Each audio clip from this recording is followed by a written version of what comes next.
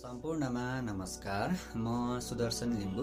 आज म तपाईहरूलाई तारामण्डलहरूको आकृति कसरी कल्पना गरिएको हुन्छ भन्ने विषयमा छोटो जानकारी लिएर आएको छु।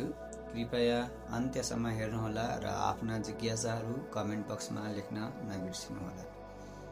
सायदै हामी मध्ये धेरैले सोचेका होलौं 7-8वटा ताराहरूले हन्टर, बियर्ड वा अन्य आकृतिहरू कसरी बनाउन सक्छन् भनेर।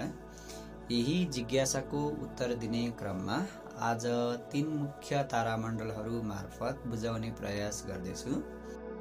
तारामण्डलहरूका आकृति वास्तवमा मानव कल्पना शक्ति र अवलोकन दुवैको संयोजन हुन्।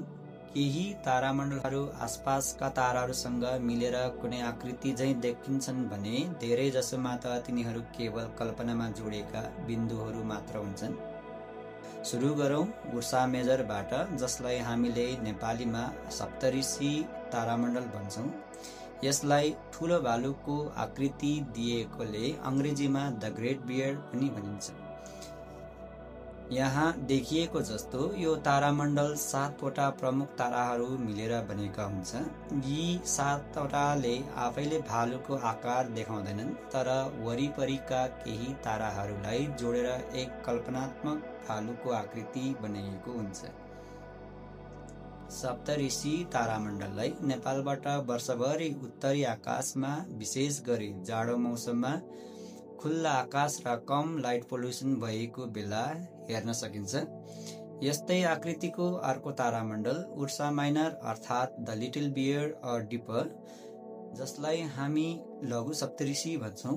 यो पनि 7वटा प्रमुख ताराहरू मिलेर बनेको हुन्छ र यसले पनि भालु झै आकृति बनाउँछ, तर अलिक सानो आकारमा, र यसले आफ्नोमा भएका बाहेक अरू ताराहरूसँग नजोडी आकृति बनाउँदछ। यसको विशेष कुरा के हो भने यसको पुच्छरमा पोलारिस अर्थात् ध्रुव तारा अवस्थित छ। यो तारा स्थिर रहन्छ र उत्तर दिशा चिनाउने काम गर्दछ। अब हेरौं अर्को रमाइलो र सुन्दर तारामण्डल क्यासियोपिया। यो 5वटा प्रमुख ताराहरू मिलेर बनेको हुन्छ र आकाशमा हेर्दा अंग्रेजी अक्षर W वा M आकारमा देख्न सकिन्छ। यसको नाम र आकृति ग्रीक मिथोलोजी कथाकी रानी क्यासियोपियाबाट प्रेरित गरिएको हो।